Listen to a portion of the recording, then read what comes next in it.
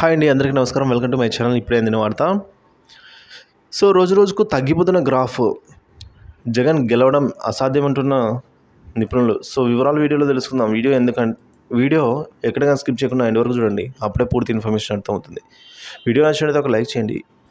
ఇలాంటి వీడియోస్ కోసం మన ఛానల్ సబ్స్క్రైబ్ చేసుకోండి. ఇక ఆలస్యం చేయకుండా వివరాలకి అయితే వెళ్ళిపోదాం. జగన్ అన్న చెప్పిన నమ్మరేంటి మీరు?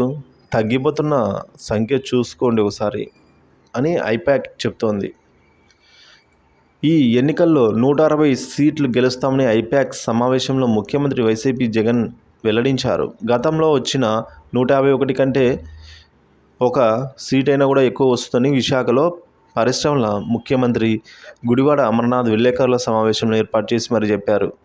175కి 175 సాధించే దిశగా అడుగులు వేశాం. జూన్ 9న విశాఖలోని ముఖ్యమంత్రిగా సీఎం జగన్ రెండోసారి ప్రమాణ స్వీకారం చేస్తారు. సమయం వేదిక త్వరలోనే చెప్తామని మంత్రి బొత్స జోస్యం చెప్పారు. సో అయినా నమ్మకం లేదా? ముఖ్యమంత్రి నుంచి మంత్రుల వరకు వైసీపీ ముఖ్య నేతలు అఖండ విజయంపై ప్రకటనలు చేస్తూ ఉన్నారు. సో కార్యకర్తలకు మాత్రం నమ్మకం కుదరడం లేదు. ఫలితాలపై పందాలు కాసేవారు వీరిని అస్సలు నమ్మడం లేదు. డంకా బాది మరి గెలుస్తామని వీరు చెప్తున్న ప్రకటనలు బెట్టింగ్ మార్కెట్లో అస్సలు నమ్మడం లేదు. నమ్మడం లేదు కదా, సరే కదా. అపనమ్మకంతో వైసీపీకి వచ్చే సీట్ల సంఖ్యను రోజు రోజుకు తగ్గిస్తున్నారు.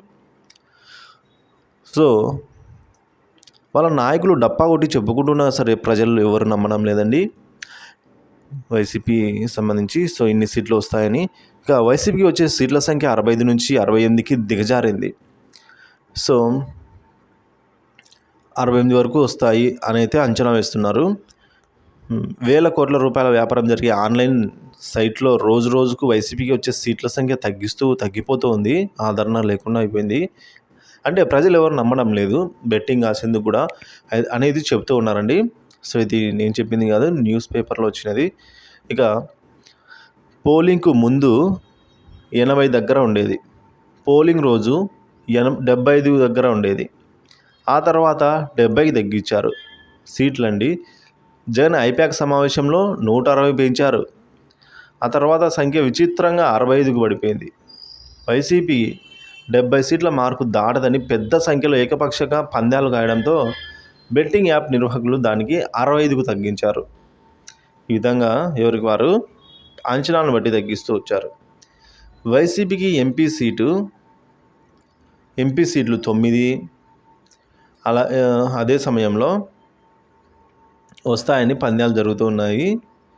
సో అదే సమయంలో తెలుగుదేశం పార్టీకి వచ్చే సీట్ల సంఖ్య 91 నుంచి 94 మధ్య ఉంది. 91 సీట్లు కూడా రావని 94 పైగా వస్తాయని అదే సైట్లో పందాలు జరుగుతున్నాయి. సో పోలింగ్ రోజు 88 నుంచి 90 మధ్య ఉన్న ఆ సంఖ్య క్రమేపీ పెరుగుతోంది.